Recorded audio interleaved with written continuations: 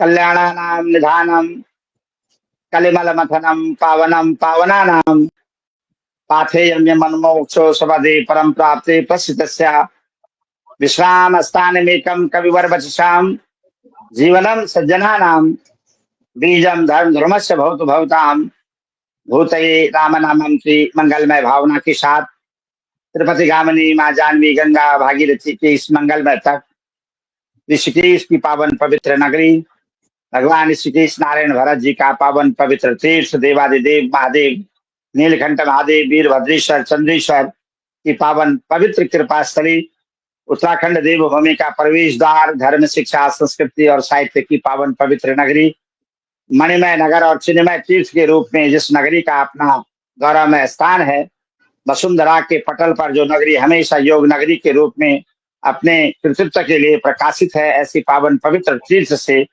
रव्य मुनि की तपस्थली, कुंभ की नगरी और सदैव सदैव संदेशों की पावन पवित्र नगरी के रूप में इस धराधाम को जाना जाता है। मैं सबके चरणों में प्रणाम करते हुए चलने वाली आवाज, साहित्य संस्कृति और संवाद की त्रिवेणी को लेकर के चलने वाली आवाज, हिमालय की गिरी कंदराओं से लेकर के उन्नत चोटियों से लेकर के और सुदूरवर्ती गंगा सागर और यहाँ तक कि 7 समंदर पार के देशों तक चलने वाली आवाज ने हमेशा हमेशा अपने मनोभावनाओं के साथ में जो आशीष दिया है, जो शुभकामनाएं दी हैं, वो हमारे लिए वंदनीय और अभिनंदनीय है, अतुलनीय है। इन सब के पीछे जो सबसे बड़ा योगदान है वो हमारे देवतुल्य दर्शकों का है, जो दर्शक निरंतर अपनी मनोभावनाओं के साथ हमारे साथ जुड़ते हैं, अपने सारे कामों को छोड़ करके आवाज को सुनने के लिए ठीक निर्धारित समय पर तैयार हो जाते हैं। ऐसे अपने देवतुल्य दर्शकों के चरणों में प्रणाम करता हूँ, उनका अभिवादन करता हूँ, अभिनंदन करता हूँ। गुप्त नवरात्रि के पावन पवित्र पर्व चल रहे हैं। माँ भगवती आदि शक्ति महामाया जगत जननी जगदम्बा की आह्वान की ये 10 विद्याओं का प्रादुर्भाव और लगातार कहीं ना कहीं हम अपने इस कल्याणमय भूमि की वंदना करते हैं, माँ आदि शक्ति महामाया की आराधना करते हैं और सबके कल्याण के लिए मैं जगत जननी जगदम्बा से यही कामना करता हूँ कि जो भी देवतुल्य दर्शक हमारे साथ जुड़ रहे हैं, लगातार जिनका आशीर्वाद हम सबको मिलता है, वो हमेशा यशस्वी रहें, ओजस्वी रहें, तेजस्वी रहें और दीर्घायुष्य रहें, सर्व कल्याण की भावना से रहें। इस मंगल कामना के साथ एक बार फिर से मैं अपने सभी देवतुल्य दर्शकों का अभिनंदन और स्वागत करता हूँ। निवेदन करता हूँ कि आप हमेशा की तरह लाइक और कमेंट तो आप करते ही, अपना आशीर्वाद देते हैं, शुभकामनाएं देते हैं, लेकिन मेरा निवेदन रहेगा कि आज की इस मंगलमय शुभमय कार्यक्रम का आप शेयर भी जरूर करेंगे, ताकि आपकी आवाज, हमारे मेहमानों की आवाज आवाज के साथ जुड़ करके सब जन जन की आवाज बने और ऐसे आज का जो हमारा विषय है, जो हमारे संवाद सरिता है, वो कहीं ना कहीं फलीभूत हो आप सबकी मंगल कामनाओं के साथ। तो मेरा विनम्रता पूर्वक आग्रह है, निवेदन है बारंबार कि आप इस कार्यक्रम को शेयर जरूर करेंगे, ये आप सबसे करवत प्रार्थना है। अपने जितने भी देवतुल्य दर्शक जुड़ रहे हैं, मैं उनके चरणों में प्रणाम करते हुए आज के हमारे जो ये सुंदर सा संवाद सरिता है और जहां हम आज एक विशेष विषय पर चर्चा करेंगे, मंथन करेंगे, अग्नि मंथन करेंगे, ऐसे भावना के साथ जो मेहमान हम सबके बीच में उपस्थित है, उनमें श्री कमल नयन प्राच्य विद्या संस्थान सदर गांव मणिभागी सौर से मुखेम नागराजा की पावन धरती है, जिसके मकसद से, जिसके उद्देश्य से हम सब लोग आज इस संवाद सरिता में जुड़े हुए हैं। और इस प्राच्य विद्या संस्थान का, श्री कमल नयन प्राच्य विद्या संस्थान का मुख्य उद्देश्य क्या है, ये किस रूप से काम कर रहा है, इसका लक्ष्य क्या है, किस पर्पज के माध्यम से, किस विषय को लेकर के, किस चिंतन को लेकर के, किस मनन को लेकर के ये प्राच्य विद्या संस्थान का जो सपना है, इसको तैयार करने के लिए इतने सारे लोग जुड़े हुए हैं, लगातार काम चल रहा है, इसके पीछे क्या बात है, हम अपने उन भारतीय विद्याओं को कैसे संवर्धित करेंगे, कैसे उनका संरक्षण करेंगे, उनका रक्षण करेंगे, इस पर लगातार चर्चा चलेगी। हमारे साथ में पूज्य गुरुदेव डॉक्टर स्वामी अनंतानंद गिरी जी महाराज, जो हमारे संरक्षक हैं, श्री कमल नयन प्राच्य विद्या संस्थान मणिभागी सौर से मुखिम पीढ़ी गढ़वाल, ये पूज्य महाराज जी उसके संरक्षक के रूप में है। और आप देख रहे हैं कि ट्रेन में सफर करते हुए भी हमारे साथ जुड़े हैं। लग रहा है कि अपर बर्थ, लोअर बर्थ और मिडिल बर्थ, सारी बर्थ दिख रही है ट्रेन की। महाराज श्री का आशीष, उनकी शुभकामनाएं, उनका दर्शन ही हम सबके लिए तीर्थों की भांति है। और वो हमारे साथ अभी प्राच्य विद्या संस्थान के जो व्यवहारिक शिविर लगा हुआ था, व्यक्तित्व निर्माण और संस्कृत संभाषण शिविर था, उस शिविर में पूज्य महाराज श्री लगातार कार्यक्रम में रहे हैं। उन्होंने जो अपना आशीर्वाद दिया, जो शुभकामनाएं दी, वो हम सबके लिए वंदनीय और अभिनंदनीय है, अतुलनीय है, देवीय प्रसाद के रूप में है, देवतुल्य भाव के साथ में है। मैं आवाज परिवार की ओर से पूज्य महाराज जी के चरणों में प्रणाम करता हूँ, अभिवादन करता हूँ, नमन करता हूँ और उनका स्तवन करता हूँ, बारंबार प्रणाम करता हूँ। हमारी दीर्घा में आज जो दूसरे आप देख रहे हैं, उनके ठीक बगल में जुड़े हैं हमारे साथ श्री कमल नयन प्राच्य विद्या संस्थान सदरगांव मणिभागी सौर से मुखिम के जो सम्मानित संस्थापक है प्राच्य विद्या संस्थान के और अध्यक्ष हैं आदरणीय आचार्य वासुदेव चमोली जी हमारे साथ जुड़े हुए हैं इस पूरे कार्यक्रम के मुख्य यजमान के रूप में और बड़े कृतित्व और व्यक्तित्व के धनी हैं। संस्कृत संभाषण शिविर को लगातार पूर्व से ही अपने अध्ययन काल से ही लगातार इस अनवरत रूप से इस संस्कृत की गंगा को प्रभावित करने का काम कर रहे हैं। लगातार चारों तरफ संस्कृत संभाषण शिविरों के साथ साथ अपने राष्ट्रीय स्वयंसेवक संघ की जो विधियां है गतिविधियां हैं उनमें भी प्रतिभाग करते रहे हैं और अपने समय के एक मेधावी क्रम के विद्यार्थी के रूप में रहे। वर्तमान समय में आप प्राच्य विद्या संस्थान के संस्थापक और अध्यक्ष के रूप में कई मंचों के सम्मानित हैं और संस्कृत का जो व्यवहारिक शिविर वो चलाते हैं वो अपने देश के साथ साथ में ऑनलाइन में विदेशों में भी इस प्राच्य विद्या के साथ साथ संस्कृत व्यवहार शिविर भी लगातार ऑनलाइन के रूप में भी चला रहे हैं। विश्व के कई देशों के साथ जुड़े हुए हैं, कई लोग उनके माध्यम से सीखते हैं। मैं इस पेज के माध्यम से भी उनका परिचय देते हुए अपने को गौरवान्वित महसूस करता हूं कि वो आज आवाज के पेज पर अपने श्री कमल नयन प्राच्य विद्या संस्थान की संपूर्ण प्रबुद्ध जनों के साथ पूरी गवर्निंग बॉडी जो है उनकी समिति है उसके माध्यम से जुड़े हुए हैं और वो इतना श्रेष्ठ और उत्कृष्ट काम कर रहे हैं कि मन गदगद हो जाता है उनके कृतित्व और व्यक्तित्व को देख करके। वो इस समय अपने सदर गांव में है जहां पर प्राच्य विद्या केंद्र की स्थापना का पूरा लक्ष्य रखा गया है, जहां पर यह स्थापना की गई, जहां पर लगातार कई वर्षों से शिविर चल रहे हैं, व्यवहारिक शिविर चल रहे हैं। पूरे भारतवर्ष के लोग उस शिविर में आते हैं 7 दिवसीय शिविर में और वहां से वो हमारे साथ जुड़े हैं। उनका भी बहुत बहुत अभिनंदन और बहुत बहुत स्वागत करता हूँ। आवाज के इस पावन पवित्र पटल पर हृदय तल से आपका अभिनंदन और स्वागत है आदरणीय आचार्य वासुदेव चमोली जी का। उसी दीर्घा में हमारे साथ बहुत ही विद्वान, सौम्य, सरल, शिष्ट और विनम्र, जिनके बारे में हमेशा पवित्र भावनाएं और माँ गंगा की निर्मलता, पावनता और हिमालय की अटलता वाणी और लक्ष्य निर्धारण में हमेशा झलकती है। ऐसे उद्भिद दिवाकर के रूप में ज्ञान, मेधा, प्रज्ञा, कौशलता, दक्षता, निपुणता और सरलता, सौम्यता, रोम रोम और कण कण में एक विद्वान पुरुष की जो विशेषताएं होती है, जो उसके आभूषण होते हैं, उसे हमेशा बने हुए रहते हैं, भरे हुए रहते हैं। ऐसे हम सबके बीच में सम्मानित आचार्य श्री विजय प्रकाश भट्ट साहब हमारे साथ जुड़े हुए हैं। आवाज परिवार आपका अभिनंदन करते, स्वागत करते, सम्मान करते, प्रणाम करती है। आप इस संस्थान के सह सचिव के रूप में हैं और इस पूरे प्राच्य विद्या का जो शिविर चले हैं आज तक, उन प्राच्य विद्या के शिविर के आप संदर्भदाता के रूप में भी है, जो एक बहुत ही महत्वपूर्ण कार्य, बहुत ही बड़ी महत्वपूर्ण भूमिका शिविर के अंदर निभाने का काम करते हैं, दायित्व निभाने का काम करते हैं। और आप जो है प्रवक्ता है संस्कृत साहित्य के, हिंदी से लेकर के और तमाम अपने अपने जो विषय होते हैं उनके पारंगत हैं। लगातार धर्म ध्वनि और धर्म ध्वजा, धर्मदीप जो है भगवान विश्वनाथ की धरती पर आप हमेशा प्रज्वलित करते हैं। काशी विश्वनाथ जो हम कहते हैं अपने उत्तर काशी से, और वहां पर गंगा में आरती होती है, जो भी कार्यक्रम होते हैं उनका सुंदर संचालन, उद्बोधन और बड़े बड़े मंचों की शोभा हमेशा बने रहते हैं। रामलीला से लेकर के और विभिन्न प्रकार के जो भी क्रियाकलाप होते हैं, विद्यालय से लेकर के और समाज से लेकर के, शिक्षा से लेकर के, साहित्य से लेकर के तमाम गतिविधियों में आदरणीय विजय प्रकाश भट्ट साहब का जो कृतित्व व्यक्तित्व है हमेशा स्तुत्य रहा है, हमारे हृदयगामी है। और वास्तव में उनका जो व्यवहार है, जो उनकी दक्षता, ज्ञान, मेधा है, वो तो हमेशा मनोभावनाओं में कलरव करती है। आप सम्मान, अभिनंदन और स्वागत आपका करते हैं, हृदय से वंदन और चंदन करते हैं। बड़े विद्वान हैं, कई मंचों पर पूजनीय है और हमेशा सम्मान के काबिल है। आज इस प्राच्य विद्या के उद्घोषक और साथ में जो एक समीक्षात्मक भाव, एक हमारे जो मंथन का भाव है, उसमें भी आप आज हैं। हृदयता से आपका बहुत बहुत अभिनंदन और बहुत बहुत स्वागत करता हूँ। इसी दीर्घा में हमारे साथ जुड़े हैं बहुत ही सम्मानित विद्वता के धनी और जिनकी मेधा प्रज्ञा अपने में सौम्य और शिष्टता के प्रतीक है, ऐसे हम सबके साथ में विषय की ज्ञाता तो है ही, लेकिन वाणी और व्यवहार की ज्ञाता भी है। वाणी और व्यवहार जहाँ पर संगम करती है, ऐसे तीर्थ के तीर्थों के रूप में हम सबके साथ जुड़े हैं डॉक्टर सतीश नौटियाल जी, जो श्री कमल नयन प्राच्य विद्या संस्थान के सचिव के रूप में है, साहित्याचार्य है श्री गुरु राम राय लक्ष्मण संस्कृत विद्यालय में, बड़े सौम्य है, शिष्ट है, विद्वान है। जब जब भी ज्ञान की मेधाओं में कहीं दीप प्रज्वलित होते हैं, आदरणीय नौटियाल साहब का कृतित्व व्यक्तित्व हमेशा इस शुद्ध भाव का रहता है। मैं हृदय तल से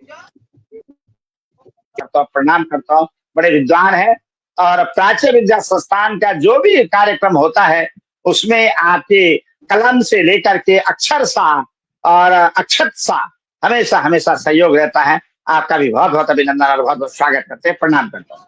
हमारे साथ बहुत ही डायनामिक पर्सनालिटी के रूप में कर्तृत्व व्यक्तित्व जिनका बड़ा सौम्य शिष्यत्व है,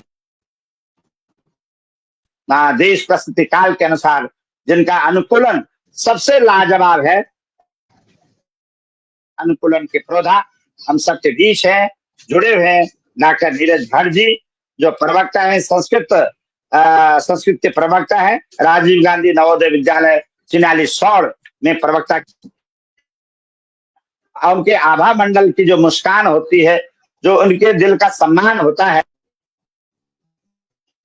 अभिनंदनीय होता है, उनकी जो मुस्कान है वो अपने में बहुत ही शानदार। और आप कोषाध्यक्ष के रूप में श्री कमल नयन प्राच्य विद्या संस्थान के, हमारे लिए गौरव का विषय ये है, विशेष करके मेरे लिए, कि ये जितने प्रोधा आज इस दीर्घा में जुड़े हैं उन सब का कृतित्व और व्यक्तित्व स्तुत है, जिनकी चरण वंदन का अवसर मुझ जैसे व्यक्ति को मिला है, अल्पज्ञ को मिला है। ये मेरे जीवन का सबसे बड़ा पुण्य भी है और सौभाग्य भी है।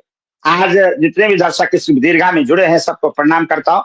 और आज का हमारा जो मुख्य विषय है कि हमारे जो श्री कमल नयन प्राच्य विद्या संस्थान सदर गांव, जो से मैंने अभी बताया, से मुखेम भगवान नागराजा की धरती, उत्तर द्वारिका के रूप में जिस स्थान का अपना स्थान नाम है, पांचवें धाम के रूप में उत्तराखंड देव धरती पर जो अवतरित है, जहां हमेशा जब आदमी अपने जीवन को त्रैताप विनाश के लिए उस स्थान को चयन करता है, भगवान नारायण की धरती है, जिस नारायण की धरती पर पावनता, पवित्रता, स्नेहता हमेशा बरकरार बनी रहती है। ऐसे तीर्थ से हम सब लोग जुड़े हैं और वहां पर प्राच्य विद्याओं का संवर्धन किया जाएगा। जो हमारी प्राचीन विद्याएं हैं, उन विद्याओं के माध्यम से जहां धरती का सनातन हमेशा जीवित रहता है, ऐसे भाव को लेकर के आज इस पर बहुत बड़ा मंथन होना है। मैं सबसे पहले आमंत्रित करूंगा आदरणीय नीरज जी को, भट्ट साहब को, कोषाध्यक्ष से बहुत बहुत स्वागत के साथ सम्मान के साथ। जी गुरु जी, अभिनंदन। नमो नमः। आवाज साहित्य का बहुत बहुत साधुवाद कि आपने श्री कमल नयन प्राच्य विद्या संस्थान को एक मौका दिया और अपनी बात रखने का अवसर प्रदान किया। श्री कृष्णाय वासुदेवाय हरे परमात्मने प्रणतः क्लेशनाशाय गोविंदाय नमो नमः। श्री कमल नयन प्राच्य विद्या जो संस्थान है, यह 2022 में यह प्रारंभ हुआ और इसकी जो रूपरेखा है, इसमें जो कमल नयन प्राच्य विद्या संस्थान है, इसमें जो हमारा संस्कृत साहित्य है, उसमें जो विभिन्न विषय हैं उसको हमने आगे, उसमें जो भिन्न भिन्न विषय हैं, जैसे योग हो गया, आयुर्वेद हो गया, वैदिक गणित हो गया, ज्योतिष हो गया और संस्कृत संभाषण हो गया, ऐसे विभिन्न विषय हैं जो हमने अग्रेसित किए। मतलब ये जो साहित्य है हमारा, ये आधुनिक रूप में विकसित हो सके और श्री कमल नयन प्राच्य जो विद्या संस्थान है, ये मतलब आधुनिक रूप में जो हमारे पौराहित्य, पुराण इत्यादि वगैरह हैं, उनको आधुनिक रूप में हम इस पर बता सकें। तो सर्वप्रथम कमल नयन प्राच्य विद्या संस्थान का जिस समय ये 2022 में प्रारंभ हुआ और यह जो संस्थान है इसमें सर्वप्रथम योग का मुझे जो इसमें अवसर प्रदान किया गया, योग का विषय में प्रदान किया गया। योग जो विषय है, योग आपको पता ही है कि जो योग है, योग तो अब अग्रसित हो रहा है, लेकिन जो पुराने समय में, जो पुराने समय पतंजलि के टाइम, पतंजलि ने की एक पुस्तिका है, उसमें कहा है योग चित्तवृत्ति निरोधा। आप उसमें गीता में देख सकते हो, गीता में भी बताया गया है योगः कर्मसु कौशलम इत्यादि बताया गया। तो जो योग है, योग श्री कमलेन प्राच्य विद्या संस्थान में योग आपको आधुनिक रूप में दिखेगा। उसमें विभिन्न विषय रखे गए हैं। वैदिक गणित भी है उसमें, आयुर्वेद भी है, अनेक विषय हैं इसमें, अनेक विषय बताए गए हैं। और जो श्री कमलेन प्राच्य विद्या संस्थान है, ये आधुनिक परिवेश में, मतलब आधुनिक युग में विभिन्न विषयों को आगे बढ़ाएगा। और जो ये जो संस्थान है, मैं बताना चाहूंगा कि जो श्री कमलेन विद्या संस्थान है, ये अभी इस पे जमीन स्वीकृत है और इस पे अपनी बिल्डिंग बनी है। तो मैं आवाज साहित्य के माध्यम से भी बताना चाहूंगा कि आपके जितने भी दर्शक इसे देख रहे हैं, अपने तरफ से ये जो कमलेन जो प्राच्य विद्या संस्थान है आगे बढ़े और ये अपने निश्चित बिल्डिंग की ओर अग्रसित हो, एक अपनी बिल्डिंग पे प्रॉपर रूप से चल सके, प्रॉपर रूप पे बन सके। आवाज साहित्य के माध्यम से के दर्शकों में बताना चाहूंगा कि आपका सहयोग इसमें बना रहे, ऐसा नागराज से मेरी प्रार्थना है।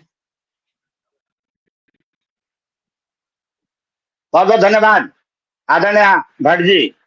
नीरज भट्ट साहब हमारे साथ जुड़े थे, प्राच्य विद्या संस्थान के सम्मानित कोषाध्यक्ष। और कोषाध्यक्ष साहब ने आपने जो भी अपने श्री कमलनयन प्राच्य विद्या संस्थान के बारे में कहा है कि हम वहां पर अपने पुरातन विद्याओं का संवर्धन कैसे करेंगे, उसका रक्षण कैसे करेंगे, और आने वाले समय की जो पीढ़ी है, जहाँ एजुकेशन में मॉडर्नाइजेशन हो गया है, आधुनिकीकरण हो गया है, आंग्ल भाषा की तरफ और आधुनिक विषयों की तरफ आम प्रतिभाएं जा रही हैं, आम नौजवान युवा सब कुछ उस तरफ जा रहे हैं। लेकिन जो हमारे पुरातन का है, जो चिन्मयता है, जो पुरातनमयता हमारी है, चाहे वो शिक्षा की है, चाहे वो विभिन्न विधाओं की है, संस्कारों की है, नैतिक शिक्षा की है, चरित्र की महानता, आचरण की पवित्रता, कहीं ना कहीं आधुनिकी शिक्षा ने व्यक्ति के जीवन में चमत्कार तो कर दिया है, उसको नमस्कार भी कर रहे हैं लोग। लेकिन सबसे बड़ी समस्या आज ये बन चुकी है कि जो हमारी संवेदनाएं हैं, जो हमारी मर्यादाएं हैं, जो हमारी आचरण की पवित्रता है, जो हमारे उसमें पुरातनता का भाव है, वो कहीं ना कहीं विलुप्त होता सा जा रहा है। और ऐसे समय में एक समय आ चुका है कि हम अपने उन प्राच्य विद्याओं का संग्रहण करें, संवर्धन करें, जिन प्राच्य विद्याओं से हमने अपने नैतिकता को आगे बढ़ाया है, जिस भाव से हमने अपनी चरित्रता के पतन को बचाने का काम किया है। जैसे संस्कृत जैसे विषय जो देववाणी के रूप में संपूर्ण भारतवर्ष के नहीं बल्कि विश्व के देववाणी के रूप में जिसको जाना जाता है, जो भाषाओं की जननी के रूप में जिसको जाना जाता है, देवताओं की भाषा के रूप में जाना जाता है, विनम्रता की भाषा, शास्त्र पुराण ऋचा दर्शन जितने भी लिखे गए हैं सब संस्कृत भाषा में हैं। लेकिन वर्तमान परिवेश में संस्कृत को मॉडर्नाइजेशन, आधुनिकीकरण उसको किया जा रहा है। कई सारे लोग इस विषय को अपने ले नहीं रहे हैं। ऐसे समय में संस्कृत जहां आज व्यवहारिक रूप से आगे बढ़ रहा है, वहां कहीं ना कहीं आज इस चीज की आवश्यकता है कि जो इसकी पुरातनता थी, उस पुरातनता को कैसे बरकरार रखा जाए। देवाधीनम जगत सर्वे मंत्राधीनम जो देवता, ये हमारी सुक्तियां चरितार्थ तो ये है। लेकिन देवों के अधीन, मंत्रों के अधीन जो देवता है, उस मंत्र का जो सृजक है, उस मंत्र का जो रचनाकार है, उस मंत्र को जो बनाने वाला है, उस मंत्र के बनाने वाले की विद्याओं को कैसे सुरक्षित रखा जाए। प्राच्य विद्या संस्थान के अंदर इस कार्य के लिए भी निरंतर प्रयास किए जा रहे हैं। संस्कृत के जो भी विधाएं हैं उन विधाओं को संरक्षित और संवर्धित कैसे किया जाए, लगातार इस पर काम चल रहा है। हमारे साथ जुड़े हैं बहुत ही सम्मानित आदरणीय डॉक्टर सतीश नौटियाल जी, नौटियाल साहब, जो सचिव हैं प्राच्य विद्या के, और बहुत ही सम्मानित व्यक्ति हैं, प्रतिभावान है, और जैसे मैंने कहा कि साहित्याचार्य है हमारे गुरु रामराय संस्कृत विद्यालय में, और बहुत ही प्रतिभावान प्रतिभा है। और सचिव का जो दायित्व होता है किसी भी संस्थान के अंदर बहुत बड़ा महत्वपूर्ण होता है, और आदरणीय डॉक्टर सतीश नौटियाल जी बखूबी से इसका पालन कर रहे हैं। मैं हृदय तल से उनका अभिनंदन करता हूँ, मंच पर उनको आमंत्रित करता हूँ। आज के इस उद्बोधन के कार्यक्रम में मेरा उनसे विनम्रता पूर्वक आग्रह रहेगा, निवेदन रहेगा कि कृपा करके वो अपने उद्बोधन देने की कृपा करेंगे। आदरणीय सतीश जी, सतीश साहब।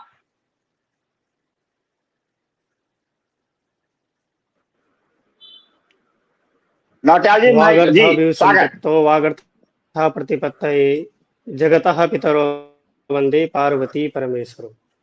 श्रीमद् गुरुवे नमः। स्वामी जी के चरणों में साधाचार्य थपलियाल जी एवं हमारे प्राच्य विद्या कमला नयन संस्थान के अध्यक्ष श्री वासुदेव चमोली जी एवं कोषाध्यक्ष नीरज भट्ट जी एवं सह सचिव हमारे विजय प्रकाश भट्ट जी, सबको मेरा वंदन एवं अभिनंदन। जैसे कि श्री कमल नयन प्राच्य विद्या संस्थान के विषय में यह जो संवाद रखा गया है, उसकी जो भूमिका है, उसका जो परिचय है, उसका जो स्थान है, आदरणीय भट्ट जी ने पहले ही दे दिया है कि उसका जो स्थान सेम नागराजा की जो पावन भूमि है सदड़ गांव में, वहां पर हमारी ऐसी संकल्पना है कि वहां पर इस प्रकार का जो संस्थान हम बनाने जा रहे हैं, जिन जिन विषयों का आचार्य नीरज भट्ट जी ने यहाँ पर प्रस्तुतिकरण किया है, तो उन विषयों पे हमारा जो भविष्य की जो चर्चाएं हैं या भविष्य के जो प्रोग्राम हैं, तो मैं उनको ही थोड़ा आगे बढ़ाऊंगा और क्लियर करूंगा कि हमारी जो संस्था है वो शिविर तक ही सीमित नहीं है कि वो एक साल में 1 शिविर या 2 शिविर लगवाए या 6 शिविर लगवाए या योग तक ही सीमित रह जाए या वास्तु तक ही सीमित रह जाए या ज्योतिष तक ही सीमित रह जाए या कर्मकांड तक ही सीमित रह जाए। क्योंकि हमारा जो ध्येय वाक्य है वो ध्येय वाक्य ही हमारे द्वैविद्ये वेदितव्यम पराचय व पराचा। तो जो द्वैविद्ये वेदितव्य है, मुंडकोपनिषद का प्रसिद्ध वाक्य है। जब शौनक अंगिरा से प्रश्न करते हैं कि विद्या के बारे में, तो तब वो विद्या के बारे में बताते हैं कि परा और अपरा नाम की 2 विद्याएं हैं जो जानने योग्य हैं। तो अपरा विद्या में तो हमारे सारे वेद, वेदांग, धर्म, उपनिषद इत्यादि सारा आ ही जाता है। परा विद्या जो ब्रह्मा की विद्या है, यानी कि परमात्मा की विद्या है, जो साविद्या या विमुक्तये की बात करती है, जो मुक्ति दिलाती है। तो उस विद्या की बात, इतना बड़ा हमारा जो ध्येय है, उसको लेके, वो हमारा विजन है, उसको लेके हम चल रहे हैं। तो उसमें केवल वेद वेदांग ही नहीं, उसके साथ हम आदमी का व्यक्तित्व निर्माण किस प्रकार हो, या जो निरक्षर है वो भी हमारे संस्थान से जुड़ करके कैसे अपना मार्ग प्रशस्त करे, कैसे वह सामाजिक व्यक्ति बन सके, इन सारे चीजों पर फोकस हमारा संस्थान करेगा।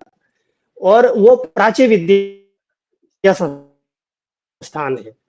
आधुनिक विद्याओं के लिए तो आपके पास बहुत सारे ऑप्शन हैं। आप ये आधुनिक स्कूलों में जा सकते हैं, इंग्लिश मॉडर्न स्कूलों में जा सकते हैं, लेकिन जो प्राच्य विद्याएं हैं जो लुप्त हो रही हैं, हमारा विशेष काम रहेगा उन पर। ये संस्थान केवल शिविर तक ही नहीं या 6 महीने की या साल भर की कोचिंग तक ही नहीं रहे। ये शोध संस्थान हमने इसको बनाना है, एक ऐसा शोध जो विलुप्त हो रहा है, वो चाहे उत्तराखंड विरासत से जुड़ा हो या भारतीय सनातन परंपरा से जुड़ा हो या विश्व का कोई सा भी ऐसा, वो हम उस पर काम करेंगे। यानी कि भारत के किसी भी क्षेत्र का आप ऐसा वो पक्ष ले लीजिए जो विलुप्त हो रहा हो, तो हमारा संस्थान चाहेगा ऐसी चीजों को इकट्ठा करके ऐसा संग्रहालय हम एक बना सकें उत्तराखंड के अंदर, जो संपूर्ण भारतवर्ष यानी कि पूरी दुनिया की नजर उस पर रहे कि वो हमारे संस्थान से जुड़े और उन चीजों को उनको प्रदर्शन देखने को मिले कि भाई एक ऐसा संस्थान है जो इन प्राच्य विद्याओं पे काम कर रहा है। उदाहरण के लिए हमारा उत्तराखंड अपनी परंपरा के लिए, अपनी विरासत के लिए बहुत प्रसिद्ध है। हमारी लोक मान्यताएं या लोक परंपराएं जो हैं, वह विश्व की लोक परंपराओं में सर्वश्रेष्ठ हैं या सर्वश्रेष्ठ के समकक्षी हैं, वह किसी से कम नहीं है। हमारी जो लोक परंपराएं हैं, चाहे वो गढ़वाली समाज से हो या कुमाऊनी समाज से हो या जौनसारी जौनपुरी हो, उसमें वो जो गीत परंपरा है, नाट्य परंपरा है, तो हमारी जो नाट्य परंपरा जो शैली है वह भरत मुनि के जो नाट्य शास्त्र से जो संबंधित नाट्य परंपरा है, तो वो कितना उससे उससे मेल खाती है। इस प्रकार के शोध हमारे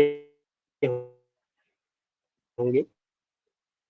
और जो चीज विलुप्त हो रही है, पहले भाई मातृ पूजी जाती थी या मातृ का पूजन होता था, या किसी में कोई छल छाया हो रही है तो उसमें ऐसी कौन सी चीज थी कि एक कटोरी आटा घुमाने या एक श्रीफल घुमाने से कोई मंत्र ऐसा बोला जाता था जो उससे दूर हो जाता था। तो वो कौन सी परंपराएं थी जो आज विलुप्त हो रही हैं, क्योंकि अस्पताल हैं तो आसानी से सबको इलाज मिल रहा है, लेकिन ऐसा नहीं है कि वो एक अंधविश्वास हो। अगर वो अंधविश्वास था तो हॉस्पिटल तो आज बन रहे हैं, उससे पहले हमारे जो पूर्वज हैं जो हमें यहाँ तक लेके आए हैं, तो वो कैसे अपनी जीविका निर्वहन कर रहे थे। तो ये एक सोचने का विषय है, एक शोध का विषय है। वो जो मातृ थे वो, या वो जो छाया पूजन था, इस प्रकार की जो बहुत सारी विद्याएं हमारी गढ़वाल या कुमाऊं परंपरा में रही हैं, या वो पितर पूजन से लेकर के हो या आछरी पूजन का हो, दांगुड़ी दिशा दांगुड़ी का जो ये मंडान नृत्य जो किया जाता है, ये सारी जो परंपराएं थी जो अब विलुप्त की ओर ही हैं। अब कुछ लोग इन पे काम कर रहे हैं, धीरे धीरे हमारा समाज भी जागृत हो रहा है। तो हमारा संस्थान ऐसी चीजों पे शोध करने के लिए हमने इसको प्राच्य विद्या ऐसा नाम दिया है, ताकि हम केवल आधुनिक विद्याओं तक ही सीमित ना रहें। जैसे वास्तु का है, तो वास्तु ज्योतिष ये सब तो आचार्य नीरज जी ने बता ही दिया है। तो हमारा जो विशेष फोकस है वो प्राच्य विद्या के उसमें रहेगा। या जो ढोल सागर की विद्या है, बहुत सारे ऐसे वाद्य यंत्र हैं जो विलुप्त हो गए हैं, जो आज हमें मिलते नहीं हैं, जो उत्तराखंड के परिप्रेक्ष्य में ही देखे जाते थे। बहुत सारे ऐसी यंत्र थे या ऐसे इंस्ट्रूमेंट थे जो हमें अब नहीं मिलते हैं, बहुत मुश्किल से देखने को मिलते हैं। तो इस प्रकार की जो विद्या थी। दूसरा है जो संग्रहालय, हमारा संग्रहालय का जो विचार है, तो उस संग्रहालय में उन चीजों का संग्रह किया जाए जो विलुप्त तो हो ही रहे हैं या जो मिल नहीं रहे हैं, या प्राचीन पांडुलिपियां हैं, ग्रंथ लिपियां हैं, उन लिपियों को हम इकट्ठा करें। या कोई ऐसी चीज है जो बहुत दुर्गम है या दुर्गम घाटियों में ही प्राप्त होती हैं, तो वो मतलब आसानी से कैसे हमें शहरों में प्राप्त हो, या आसानी से विद्यालयों या महाविद्यालयों में तक हम उनको पहुंचाएं, या रिसर्च सेंटर तक उनको पहुंचाएं कि जो बहुत दूर क्षेत्रों में हैं और आसानी से प्राप्त नहीं हो पा रही है। तो ऐसा हमारा जो संस्थान बने उसमें इकट्ठा संपूर्ण रूप से हमें एक ही जगह ये सब देखने को मिले। बाकी जो शिविर हमारे चलेंगे वो तो चलते ही रहेंगे, लेकिन एक ऐसा शोध संस्थान भी वहां बने। दूसरा जो कर्मकांड से संबंधित है, जैसे मीमांसा का जो दो भाग हैं, एक पूर्व मीमांसा, एक उत्तर मीमांसा। तो पूर्व मीमांसा ज्ञान कांड की बात, कर्म कांड की बात करता है, और उत्तर मीमांसा ज्ञान कांड की बात करता है। तो ज्ञान कांड तो हमारा ये संस्थान दे ही रहा है, लेकिन जो कर्म कांड है जिसमें शोध होना है, जो प्रायोगिक है, तो उसमें भी हमारा संस्थान काम करेगा। ऐसे बहुत सारे यज्ञ हैं जो हमारे संस्कृत के छात्र हों, वो केवल सुनने में ही सुनने को मिलता है, या पढ़ने के लिए या परीक्षा की दृष्टि से हम उनको पढ़ते हैं। स्रोत याग है, वाजपेय है, दर्श पूर्णमास है, हमने इनके विषय में केवल सुना है। इनको हम जाने कैसे? क्या इन पे शोध किए जा सकते हैं? जिस युग में ये सारे यज्ञ होते थे, ये सारे होम होते थे, तब क्या परिस्थिति थी? तो क्या उनको शोध के माध्यम से या ऐसे सेमिनार के माध्यम से उनको आयोजित करना, या बहुत सारे ऐसे यंत्र हैं, किसी आम हर किसी को पता नहीं होता कि प्रोक्षणी क्या होता है, शुरुआ क्या होता है। तो इन चीजों का संग्रह करके आम जनता में उनको बता करके, हाँ भाई पंडित जी आपके घर में आए, आपने हवन किया, घी डाला, चले गए, आपने कभी चम्मच का बना दिया, कभी पत्ते का बना दिया, लेकिन उसकी जो परंपरा है, उसके पीछे की जो साइंस है, उसके पीछे का जो हमारी सनातन परंपरा का जो धर्म का इतिहास है, तो उसको कम से कम लोगों को उसका इतना अंदाजा होना चाहिए कि वह किस लकड़ी से बनता है, उसका माप कितना होना चाहिए, उसका निर्माण कब होना चाहिए, उस कौन सी तिथि में उसका प्रयोग होना चाहिए। तो वो सारा विषय वस्तु जो है, हमारा संस्थान उसको अग्रसारित करेगा। ऐसे हमारे संस्थान की संकल्पनाएं हैं। ऐसे बहुत सारी तमाम विद्याएं उत्तराखंड के परिप्रेक्ष्य में देखें तो ऐसी बहुत सारी विद्याएं हैं जो विलुप्त हो गए हैं, जैसे मातृ वाला मैंने एक आपको उदाहरण दिया। तो ऐसे बहुत सारी विद्याएं हैं जिनको हमें लोगों तक पहुंचानी है, या बहुत सारे नृत्य हैं। केवल हमारा प्राच्य विद्या या इस तक ही सीमित नहीं, उसमें जो मनोरंजन के भी जो साधन थे, पौराणिक साधन थे, घरों में, चौक में पंक्तिबद्ध जो श्रृंखलाबद्ध जो गीत गायन होता था महिलाओं द्वारा, तो एक एक श्रृंखला में उनकी जो वो थाप होती थी, जो नृत्य होता था, उसके पीछे का साइंस क्या था, उसको कितने पग एक साथ वो अपना आगे पांव रख रहे हैं, एक साथ वो पीछे रख रहे हैं, तो उनके पीछे जैसे चौफला नृत्य है, या कोई अन्य नृत्य है, छपेली है, या गीतों की जो परंपरा है, उत्तराखंड के गीतों की परंपरा है, या उसके नृत्यों की परंपरा है। तो इन सारे विषयों में शोध करके, या जो चीज खत्म हो रही हो, उनका मनोरंजन की दृष्टि से भी लोगों को ऐसे सेमिनार करके, ताकि लोग मनोरंजन की दृष्टि से एक विलुप्त परंपरा को देख सकें। भाई कोई नृत्य है वो विलुप्त हो रहा है, अब हम उसको शोध की दृष्टि से लोगों को केवल टीवी में दिखाएं या इस प्रकार का होता है, या केवल कक्षा चला करके उनको बताएं, तो लोग बोर होते हैं। हम उसको प्रायोगिक दृष्टि से लोगों को दिखाएंगे। हम ऐसी एक टीम तैयार करें जिससे लोगों में वो डायरेक्ट उसका संवाद हो, लोग उसको जान सके और उसका आनंद उठा सके। आजकल नाच गानों में बड़ा वैसे भी लोगों का आनंद रहता है, तो क्यों ना जो विलुप्त हो गया है, आधुनिक तो आप जान ही रहे हैं, वेस्टर्न कल्चर है और इतने सारे इंस्ट्रूमेंट आ गए हैं, ड्रम आ गया है, तो बहुत सारी चीजें हैं, लेकिन हमारा जो हुड़का था, ढोल था, ऐसे बहुत सारे जो यंत्र थे जिनका प्रयोग नहीं होता है, तो उन पे विशेष फोकस रहेगा। ऐसी हमारी संस्थान की संकल्पनाएं हैं। आगे हमारे अध्यक्ष जी आपको विशेष उसमें बता ही देंगे। तो ये हमारा मुख्य विजन है। बाकी जब हमारा संस्थान बनेगा, उसके बाद जब हम धरातल पे काम करेंगे, तो उसके बाद ही आप लोगों को देखने को मिलेगा। बाकी तो पहले ये भी कहा जा सकता है कि शुरू में तो कोई भी ऐसी चुनावी, आज बोले तो चुनावी वादे तो सभी करते हैं, लेकिन जब हमारे पास ऐसा भवन का वो बन जाएगा, तो तब हम उस पर काम भी कर पाएंगे। अभी थोड़ा अस्त व्यस्त है, तो शिविर में ही हम अपना काम चला पाते हैं, लेकिन हमारा जो मुख्य ध्येय है वो केवल विषयों तक नहीं है, हमने उसको एक शोध संस्थान का रूप देना है। तो मैं अपनी वाणी को यहीं विराम देता हूँ। नमन। बहुत बहुत धन्यवाद आदरणीय डॉक्टर सतीश नौटियाल साहब, हमारे साथ दीर्घा में आज श्री कमल नयन प्राच्य विद्या संस्थान किस रूप से अग्रसर हो रहा है, कि क्या मुख्य उद्देश्य को लेकर के हम लोग चले हैं, उस बात पर चर्चा करने के लिए हम सब लोग एकत्रित हुए। संवाद सरिता में हमारे साथ जुड़े हुए थे उससे पूर्व में कोषाध्यक्ष प्राच्य विद्या के आदरणीय नीरज जी भट्ट साहब, और उसके बाद अभी जिनके आप उद्बोधन सुन रहे थे, बहुत ही सार गर्भित रूप से इन्होंने अपनी बात को रखा।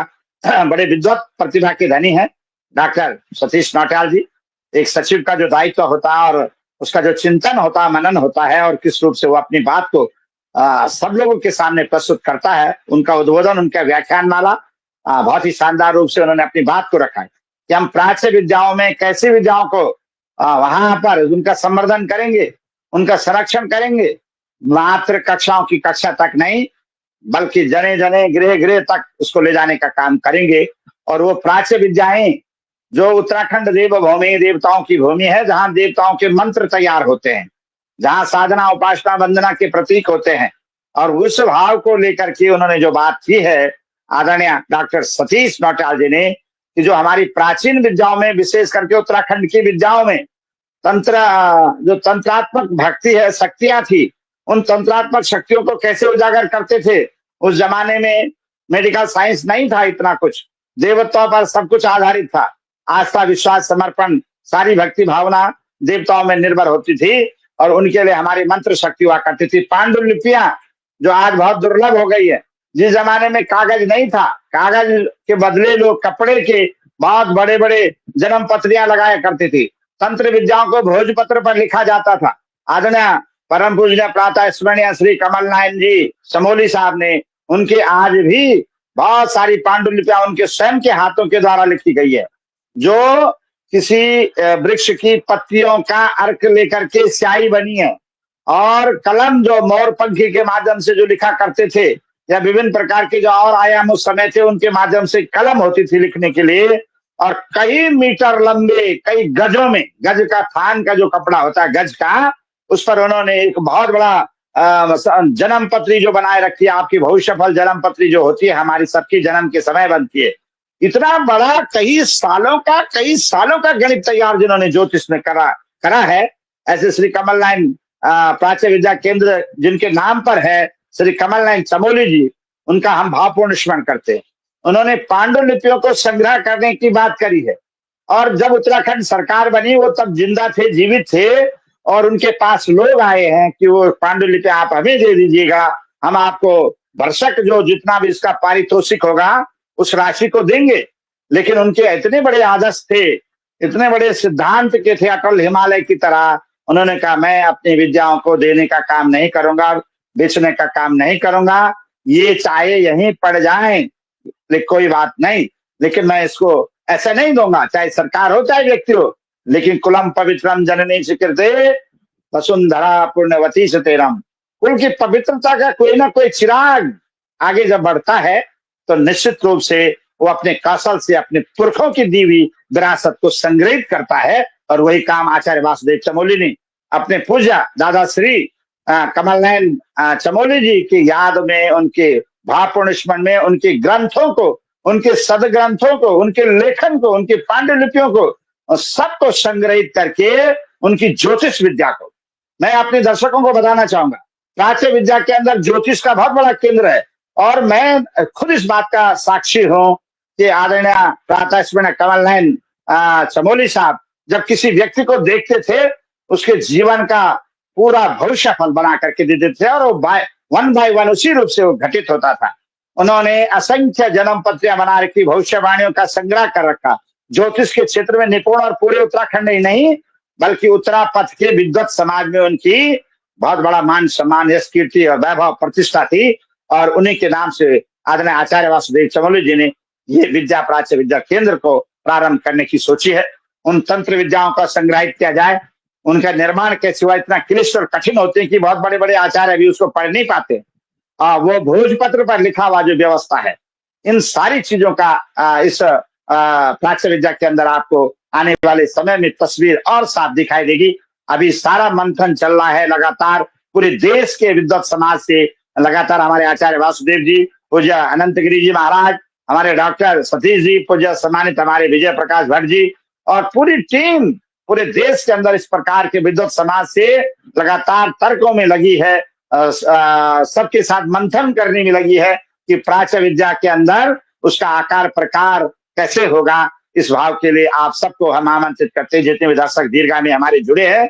और दूसरी बात मैं आपको ये कहना चाहूंगा कि प्राच्य विद्या मात्र किसी व्यक्ति विशेष का नहीं है, वो भगवान शिव नागराजा की धरती पर अवतरित हो रहा है, तैयार हो रहा है, जिसका पूरा लेखा तैयार कर दिया चुका है। हमारा आर्किटेक्ट के माध्यम से पूरे भवन का निर्माण, प्राच्य विद्या का आकार प्रकार, शेप, साइज कैसे होगी, ये सब कुछ तैयार है। और इसका पाठ्यक्रम भी निर्धारित हो रहा है, सने सने सारे काम चल रहे हैं, विद्वत समाज के बीच में हो रहा है। लेकिन एक सबसे बड़ी विशेषता ये होगी कि प्राच्य विद्या को अवतरित कैसे किया जाएगा, जिस भवन पर उसको चलना है उसके लिए लगातार कई हमारे बंधु बांधव अपने सामर्थ्य के अनुसार दान भी कर रहे हैं, और अपना सद्भाव भी रख रहे हैं, अपने सामर्थ्य का भाव भी रख रहे हैं, समर्थन भी दे रहे हैं, आर्थिक समर्थन भी दे रहे हैं। देश विदेश प्रदेशों से लोग अपनी यथा योग्य शक्ति के अनुसार श्री कमल नयन प्राच्य विद्या संस्थान को डोनेट भी कर रहे हैं, डोनेशन दे रहे हैं, क्योंकि वहां पर किसी जो भी काम किया जाएगा वो देवत्व भाव से कम नहीं। जिस प्रकार से हम किसी तीर्थ का निर्माण करते हैं, भगवान बद्री विशाल की भूमि, केदार की भूमि, और आप जानते हैं कि प्राच्य विद्या केंद्र जहां खुला है, जहां पर स्थापित हो रहा है, सब कुछ उसका प्रारूप तैयार है, वो भी 5वें धाम के रूप में है, जो हमारी उत्तर द्वारिका के नाम से जाना जाता शिव नागराजा की भूमि। उस भूमि में जो प्राच्य विद्या का भवन तैयार किया जा रहा है, वहां पर आपकी जो सेवा और सहयोग होगा वो तीर्थ की पूजा के बराबर होगा, तीर्थ दर्शन के बराबर होगा। इसलिए मेरा निवेदन जरूर रहेगा, देश विदेश प्रदेशों से जो भी हमारे सम्मानित दर्शक महोदय इस कार्यक्रम को देख रहे हैं, आप यथाशक्ति यथा सामर्थ्य जरूर करके इस अनुष्ठान के पावन पवित्रता के लिए अपना आर्थिक सहयोग देने की भी कृपा करें। ये मेरी व्यक्तिगत भावनाएं आपसे कह रही हैं, क्योंकि हम उत्तराखंड के रहवासी हैं, भारत की सनातनी परंपरा की भूमि है, जहां राम मंदिर के लिए सरकार ने इतना बड़ा योगदान करने क्यों जा रही थी, लेकिन हमारी धर्म की भूमि में जब जब धर्मात्माओं ने अपने कुबेर के भंडार खोले, तो वो सरकार के द्वारा जो राशि थी उसकी तो आवश्यकता ही नहीं पड़ी। हमारे संतों ने, हमारे देवालयों के मठों ने, हमारे धर्माचार्यों ने, हमारे कुलाचार्यों ने, हमारे कुबेर के पुत्रों ने, हमारे आर्थिकी के साम्राज्यों ने उस पर बड़ी मदद की है। और राम मंदिर 500 वर्ष पुराना, परमात्मा भगवान श्री राम मर्यादा पुरुषोत्तम अपने मंदिर में अवस्थित हुए, जहां हमारे करोड़ों लोगों के मन के अंदर का जो मनेश्वर का शिवालय है वो प्रफुल्लित हो गया जब मर्यादा पुरुषोत्तम राम अयोध्या की पावन धरती पर अपने मंदिर, अपने घर में विराजे हैं। वैसे तो भगवान सनातनी है, सारी जगह विराजते हैं, लेकिन हमारे जो भावनाएं होती हैं, आस्था, श्रद्धा, विश्वास रूपेणम की, वो पलित हुई, पुष्पित हुई। उसी भाव को लेकर के प्राच्य विद्या संस्थान चल रहा है। मेरा आप सभी से निवेदन है कि एक मुट्ठी से लेकर के और कुंतलों तक भी आप सहयोग कर सकते हैं। भगवान श्री राम के सेतु में जिस तरह से गिलारी ने, अपना छोटे से गिलारी ने योगदान दिया, उसी रूप से आप अपने आर्थिकी का योगदान दे सकते हैं। जो लोग प्रतिष्ठानों वाले हैं, कोई उसके निर्माण की सामग्री है, अगर उसको भी देना चाहें तो वो दे सकते हैं। विनम्रता पूर्वक निवेदन इस प्रकार से कि ये काम भी आपके माध्यम से किया जाना है। अब हम चलते हैं आदरणीय विजय प्रकाश भट्ट जी, जिनका परिचय मैंने पूर्व में दिया, बहुत अच्छे साहित्यकार भी। और एक विशेषता और बताऊंगा, डॉक्टर आप सतीश जी अच्छे कवि के रूप में भी, समय मिलेगा एक कविता भी उनकी सुनेंगे, लेकिन उससे पहले हम चलते हैं आदरणीय विजय प्रकाश भट्ट जी के पास, जो अपने में वास्तव में समृद्धि के हिमालय हैं और इस संस्थान के सह सचिव के रूप में है। उनकी वाणी वास्तव में माँ भगवती जगदम्बा सरस्वती का बहुत अपार इसमें उनके ऊपर है, जो साक्षात कंठ में विराजमान रहती है। वेद पाठी है, कर्मकांडी है, संस्कृत के विद्वान है, व्यास पीठों पर विराजमान रहते हैं और प्रवक्ता के रूप में, आचार्य के रूप में अपनी सेवाएं विद्यालय में दे रहे हैं। और हमारा गौरव है कि हमारे बहुत अच्छे मित्र के रूप में भी है। आपको देख करके तो मानो मन बड़ा गदगद हो जाता है। मैं बड़े सम्मान के साथ में, स्वागत के साथ में, आप पहली बार आज इस पटल पर हैं, हमारी मनोकामना पूरी हुई, क्योंकि बार बार निवेदन यही था कि आप इस पटल पर आए। हृदय तल से आपका बहुत बहुत अभिनंदन करते, स्वागत करते, तमाम दर्शकों के बीच आदरणीय भट्ट जी का अभिनंदन करता हूँ और उनको मंच पर आमंत्रित करता हूँ उनके व्याख्यान के लिए। धन्यवाद गुरु जी, बहुत बहुत स्वागत, सम्मान आपका भट्ट जी। नमो नमः सर्वेभ्यो उपस्थित जनेभ्यः महाभागाः। वसुदेव सुतं देवं कंसचाणूर्दिमर्दनं देवकी परमानन्दं कृष्णं वन्दे जगद्गुरुं। सर्वमङ्गलमाङ्गल्ये शिवे सर्वार्थसाधिके शरण्ये त्र्यम्बके गौरी नारायणी नमोस्तुते। सर्वप्रथम आदरणीय डॉक्टर थपलियाल जी का बहुत बहुत अभिनंदन और आपको बहुत बहुत सादर प्रणाम निवेदित करता हूं। आवाज साहित्यिक संस्था का मैं बहुत बहुत हृदय से आभार व्यक्त करता हूं कि आपने मुझ जैसे अकिंचन व्यक्तित्व को ये स्थान प्रदान किया अपने इस पेज पर। और मुझे इस प्राच्य विद्या संस्थान, कमल नयन प्राच्य विद्या संस्थान के संबंध में अपनी बात रखने के लिए यहाँ पर आमंत्रित किया। मैं पूज्य स्वामी जी को और हमारे जो संस्थान के माननीय अध्यक्ष, संस्थापक अध्यक्ष आदरणीय चमोली जी को, अपने आदरणीय सचिव डॉक्टर हमारे सतीश जी और आदरणीय नीरज जी जो कोषाध्यक्ष हैं उनको भी, और आवाज साहित्यिक संस्था के पेज के जितने भी दर्शक हैं उन सबको भी मैं प्रणाम निवेदित करता हूं कि आप सबके जो ये उपस्थिति है, जो आपकी गरिमामयी उपस्थिति और हम सबको सुनने का जो ये आप सभी अवसर प्रदान कर रहे हैं, इसके लिए मैं आपका भी बहुत बहुत आभार व्यक्त करता हूं। मुझसे पूर्व वक्ताओं के रूप में जो कमल नयन प्राच्य विद्या संस्थान के विषय में आदरणीय हमारे कोषाध्यक्ष जी ने, आदरणीय हमारे सचिव साहब ने जो विस्तार पूर्वक इसका जो हमारा उद्देश्य है संस्थान को खोलने का, ये भली भांति आप सभी परिचित हो गए होंगे।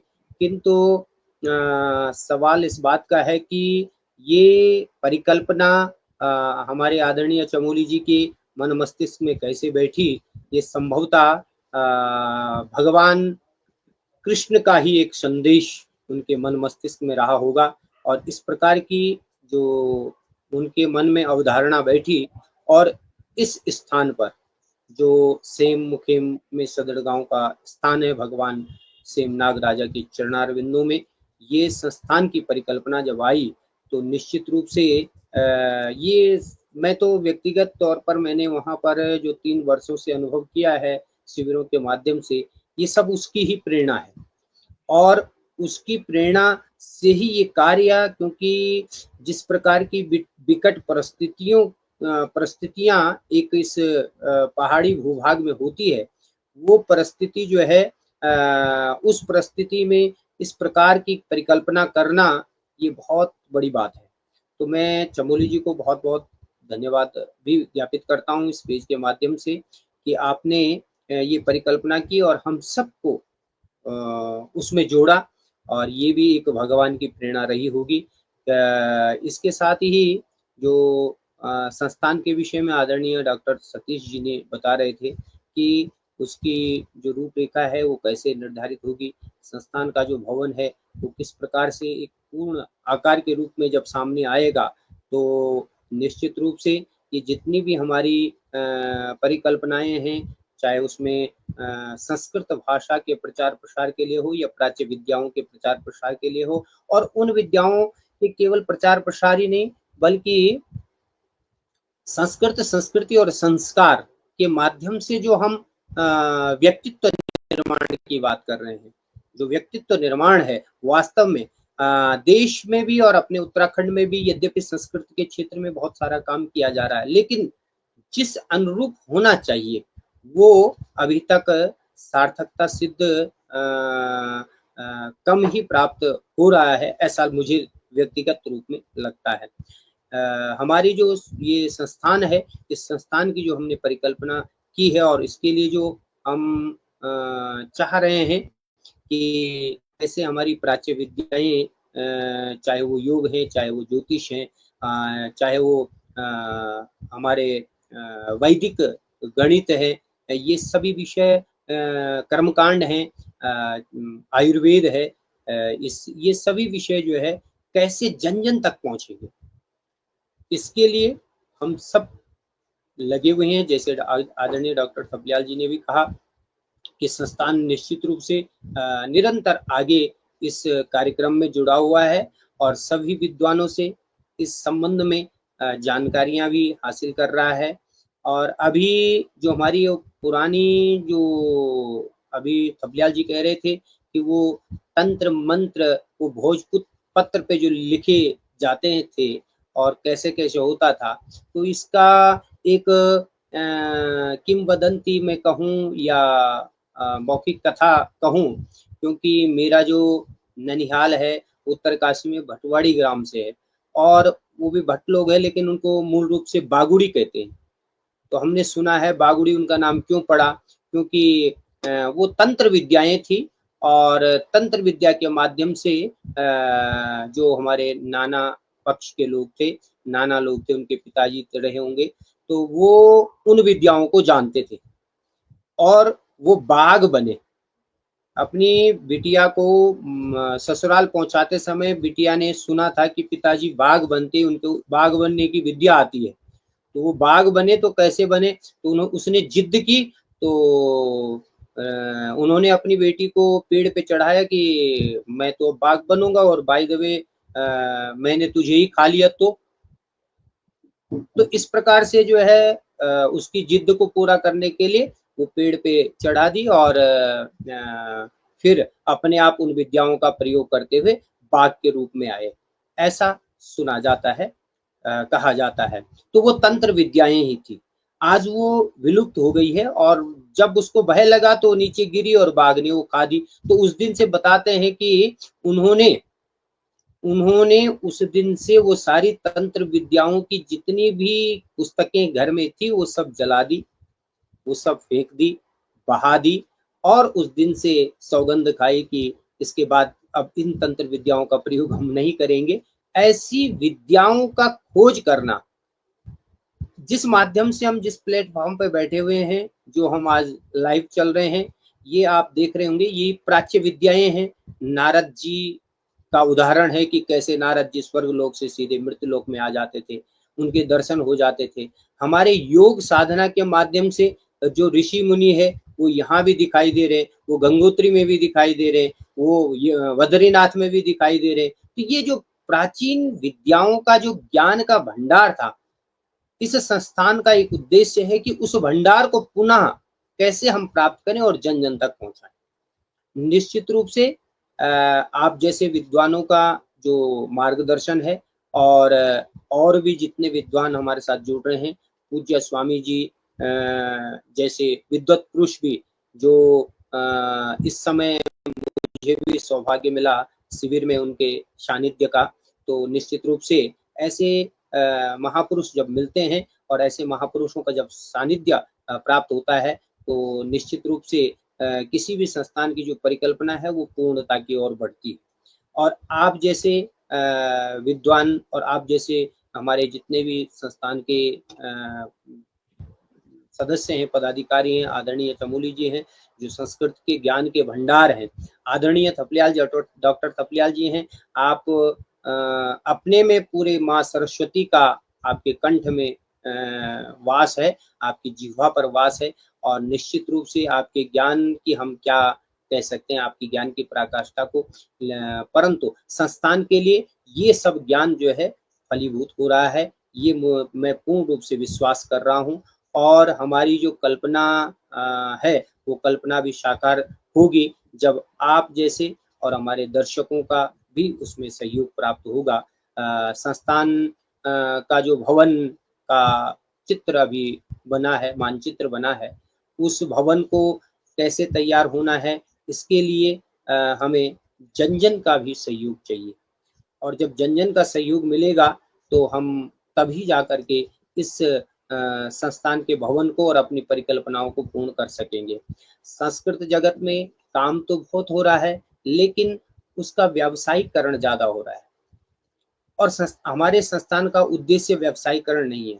पहले ही कह दिया, संस्कृति, संस्कृत और संस्कार ये व्यक्तित्व निर्माण के साधन हैं, और इसके लिए ये जो स्थान है, ये जो हमारे देश विदेश के जो अन्य जुड़े हुए दर्शकगण हैं, उनसे भी मैं कहना चाहूंगा कि ये जो स्थान है ये शहरों में भी हो सकता था, लेकिन हम जिस चीज की खोज करना चाह रहे हैं, जिस चीज को हम जन जन तक उसके व्यक्तित्व निर्माण के लिए, समाज के निर्माण के लिए चाह रहे हैं, और अपनी उन प्राचीन विद्याओं के ज्ञान के लिए चाह रहे हैं कि वो ज्ञान सब में बंटे, तो ये ऐसे ही दिव्य स्थानों पर जो है संभव हो सकता है। तो इसलिए मैं आप सभी से निवेदन करूंगा, डॉक्टर थपलियाल जी भी निवेदन कर रहे थे इस संस्थान के लिए, वो छोटी सी छोटी आप वस्तु भी समर्पित कर सकते हैं, धन भी समर्पित कर सकते हैं दान के रूप में, और जिससे कि ये परिकल्पना साकार हो सके, और आप सबका सहयोग मिलेगा तो निश्चित रूप से ये परिकल्पना साकार होगी और ये एक भव्य रूप लेगा। और केवल ये जो है, जो हमारे कुछ प्राच्य विद्याओं के अभी विषय जोड़े गए हैं, उससे भी तर होगा। हमारे डॉक्टर सतीश जी कह रहे थे कि इसमें हम कर्म कांड के रूप में भी इसको कैसे प्रैक्टिकल कर्मकांड का मतलब वहाँ प्रयोगात्मक रूप से कैसे उसको जो है हम आत्मसात करेंगे शब्द के साथ लेकर के, तो इस पर भी चर्चा होगी। यद्यपि हमें ये नहीं भूलना चाहिए, क्योंकि आधुनिक युग है, ये आधुनिक युग है। इस आधुनिक युग में आधुनिकता के साथ, जैसा वैज्ञानिकता के साथ भी हम उनको अवश्य, क्योंकि अभी सामान्य रूप से लोगों को यही लगता है कि जैसे सतीश जी बता रहे थे कि हम यदि देवियों का आह्वान कर रहे हैं, आचरी माचरियों का, जो हमारे ऐसी किंवदंतियां भी नहीं कहेंगे हम, वो विद्याओं का ही फलीभूत है कि उन विद्याओं के माध्यम से कैसे उनको ठीक किया जा सकता है।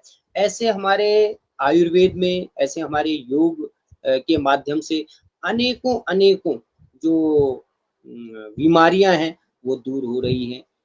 उन विद्याओं का भी हम शोध करेंगे इस संस्थान के माध्यम से, तो निश्चित रूप से इसका लाभ सभी को प्राप्त होगा। मैं ये कह सकता हूँ कि प्रयास हम सब कर रहे हैं, विभिन्न लोगों से मिल रहे हैं, बहुत विद्वान जनों से मिल रहे हैं, कैसे इस संस्थान को आगे बढ़ाएं, इसकी जो परिकल्पना है इसको साकार करने के लिए संस्थान निरंतर, माननीय हमारे जो अध्यक्ष जी हैं, सचिव जी हैं, आप जैसे आदरणीय डॉक्टर थपलियाल जी हैं, उनका मार्गदर्शन मिल रहा है, अन्य विद्वानों का भी मार्गदर्शन मिल रहा है कि संस्थान को आगे कैसे ले जाएं और जो हमारी ये समस्त विद्याएं हैं इनका ज्ञान जन जन तक कैसे प्राप्त हो, इसके लिए पूर्ण रूप से हम सब, आप सब लगे हैं।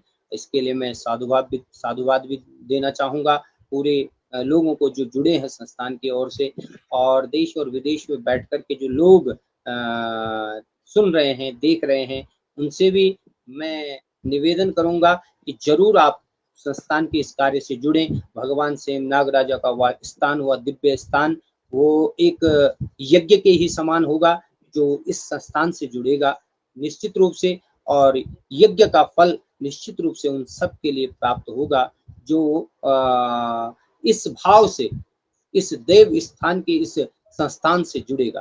तो मैं आप सबका एक बार हृदय से पुनः बहुत बहुत आभार व्यक्त करता हूं, और डॉक्टर थपलियाल जी का आवाज साहित्यिक संस्थान का कि आपने ये हमारे इस कमल नयन प्राच्य विद्या संस्थान के इस अपने पेज पर, अपने इस कार्यक्रम में हम सबको जोड़ने का प्रयास किया, और हम सबके विचार और भाव जानने और जन जन तक पहुंचाने का ये जो आपने प्रयास किया, इसके लिए मैं अपनी ओर से आपका बहुत बहुत आभार व्यक्त करता हूं, धन्यवाद देता हूं, और सभी दर्शकों का भी जो इस में हम सबको सुन रहे हैं, आप सबका भी एक बार बहुत बहुत आभार, धन्यवाद।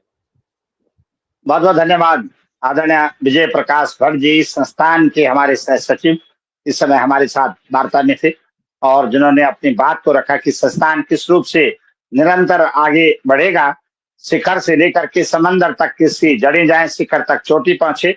ये भाग हम लगातार इसका चिंतन चल रहा है। तेरी चोटी नव पहुंचे, तेरी जड़ पहुंचे पाताल की जो सुक्ति है वो चरितार्थ हो, और इस सब के लिए आप सबका कृपापूर्ण आशीर्वाद हमें चाहिए। और जैसे मैंने कहा कि आदरणीय भट्ट साहब और आदरणीय नौटियाल जी, सारे लोगों ने, नीरज जी, सबकी यही बात थी कि प्राच्य विद्या संस्थान के अंदर जो कुछ भी होना है ये सब आपके कृपापूर्ण समर्थन के माध्यम से होना है।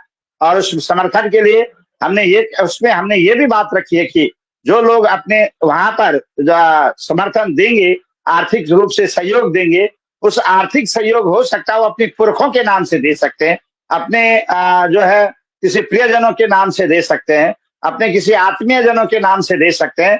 तो उसका वहां पर कहीं ना कहीं पटल पर उसका पदार्पण भी किया जाएगा, उसको प्रसारित भी किया जाएगा कि आपके माध्यम से वहां पर किस प्रकार की सेवा दी गई, किस प्रकार का सहयोग दे दिया गया है। आपसे विनम्रता पूर्वक आग्रह है कि जिस तरीके से गिलहरी ने, छोटे से गिलहरी ने सेतु के रूप में काम किया है और मुंह से तिनका उठा करके विशाल समुद्र में डाला, उस पर भी भगवान मर्यादा पुरुषोत्तम राम ने उसकी सेवा की सबसे ज्यादा प्रशंसा की है, क्योंकि और तो शक्ति संपन्न थे, वो दे सकते थे, कर सकते थे, लेकिन गिलहरी बहुत छोटा था, लेकिन भावनाएं उसकी बहुत विशाल थी। इसी भाव के तीर्थ को भगवान से नागराजा आपके पल्लवित और पुष्पित करे, और आप लोगों से निवेदन है कि जो भी आपसे सहयोग बनता है इस कार्यक्रम में, इस संस्थान के लिए जरूर आप इस काम को करें, ताकि आप अपने पुरखों के भावपूर्ण स्मरण को भी हमेशा हमेशा के लिए बना करके रखेंगे। बहुत सारे लोग हमारे साथ जुड़े हैं, मैं सबको प्रणाम करता हूँ। आपके नामों का उच्चारण नहीं कर पा रहा हूँ क्योंकि हमारा समय भी धीरे धीरे समाप्ति की तरफ जा रहा है। पूज्य महाराज जी जो हमारे इस कार्यक्रम के संरक्षक थे और आज की अध्यक्षता जिनको हमने दी है, वो ट्रेन में बैठे हुए हैं और रेलगाड़ी में काफी बड़ा कहीं सफर कर रहे हैं, वो आसानी से नहीं हमारे साथ जुड़ पा रहे हैं। काफी बड़ा व्यवधान वहां पर हो रहा है, वो हमारी बात को भी सही ढंग से नहीं सुन पा रहे हैं क्योंकि ट्रेन में है, लेकिन उन्होंने अपने दर्शन दिए, ही हमारे लिए सबसे बड़ी खुशी की बात है। वो हमारे प्राच्य संस्थान के एक प्रकार से जो है संरक्षक के रूप में है और उनका आशीर्वाद लगातार है। काफी अच्छा प्रयास वो भी हमारे संस्थान के लिए कर रहे हैं। महाराज श्री भी अपने तरफ से, अपने पूरे अमृतसर से, पंजाब में और जहां जहां भी महाराज श्री के संपर्क सूत्र हैं, उन सूत्रों पर पहुंच करके संस्थान के हित के लिए जो भी समर्थन हो सकता है उस समर्थन के लिए लगातार अपील कर रहे हैं, निवेदन कर रहे हैं। और हम लोग भी बार बार आपसे निवेदन यही कर रहे हैं कि आप इस अनुष्ठान की जो अखंड ज्योति की हमने स्थापना कर दी है, उस ज्योति का प्रज्वलित कर दी है, तो ये देवभूमि है, उत्तराखंड की देव धरा है। इस देव धरती पर जब जब धर्म ध्वज, धर्म पताकाएं और धर्म स्तंभ और धर्म ज्योति प्रज्वलित की गई है, उनकी अखंडता हमेशा बरकरार रही है। तो आप सभी से यही आशीर्वाद चाहेंगे कि आप जरूर करके इसमें सहयोग करेंगे। विशेष करके जो देशों से विदेशों से हमारे बंधु बांधव देख रहे हैं, इसके संदर्भ में हमारे आचार्य जी आपको बताएंगे कि ये जो आप सहयोग करेंगे कहाँ आएगा, किस रूप से आएगा, वो भी आपको बताया दिया जाएगा। और मेरा विनम्रता पूर्वक आग्रह है कि आप जरूर करके इसमें सहयोग करें।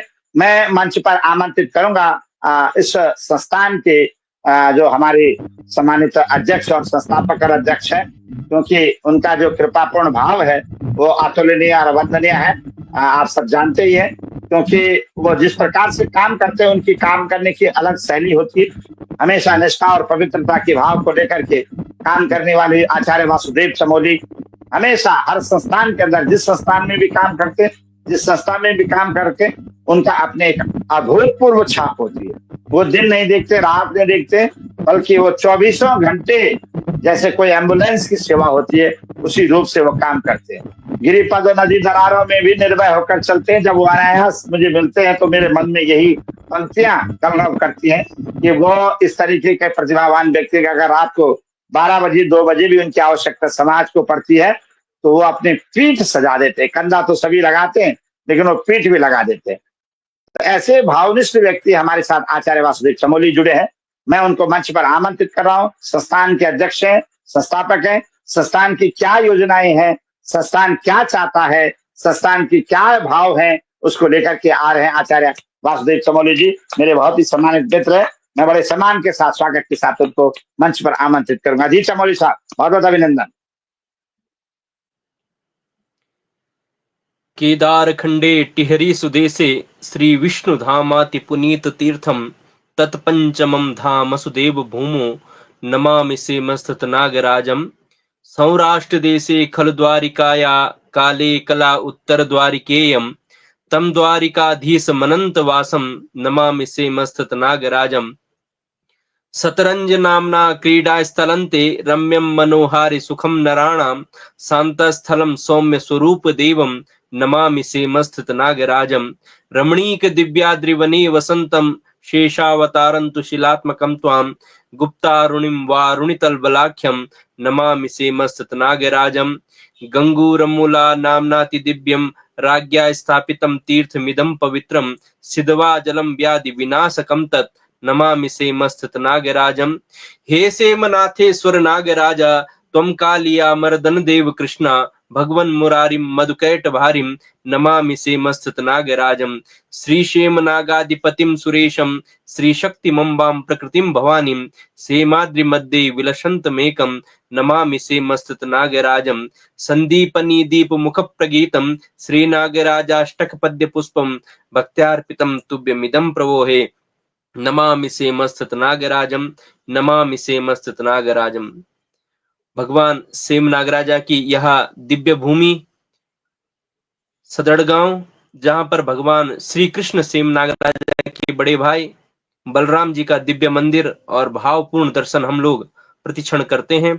ऐसे दिव्य स्थान पर श्री कमल नयन प्राच्य विद्या संस्थान की तरफ से सर्वप्रथम आवाज साहित्यिक सांस्कृतिक संस्था के जो अपने कर्मठ हमारे आदरणीय डॉक्टर सुनील थपलियाल जी हैं, हृदय से मैं आपका हृदय से बहुत बहुत वंदन, अभिनंदन और भाल पर भगवान श्री कृष्ण सेम नागराजा की धूली भरी चंदन को स्थापित करते हुए आपका मैं बहुत बहुत आभारी हूं, क्योंकि आपने अपने इस दिव्य पेज पर हमारे संस्थान के सभी सम्मानित जो एक कोर टीम होती है, अंतरंग मंडल जिसे हम कहते हैं, उन सभी को आमंत्रित किया और उनको समय दिया। हृदय से मैं आपका बहुत बहुत अभिनंदन करता हूं, धन्यवाद ज्ञापित करता हूं।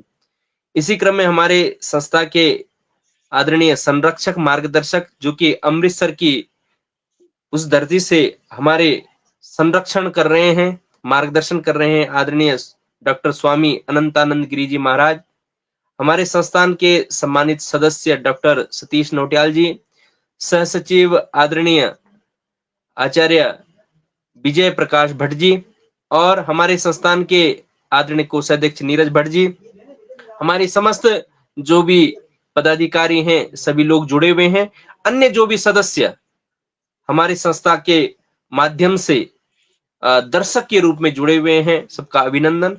और विशेष करके संपूर्ण भारतवर्ष ही नहीं अपितु संपूर्ण विश्व में बैठे हुए जो संस्कृत की और संस्कार की और संस्कृति की जो उत्तराखंड की यह परंपरा है उसको ध्यान से सुन रहे हमारे समस्त आवाज के दिव्य और भव्य श्रोतागणों के श्री चरणों में प्रणाम करते हुए आप सभी का मैं बहुत बहुत अभिनंदन करता हूं।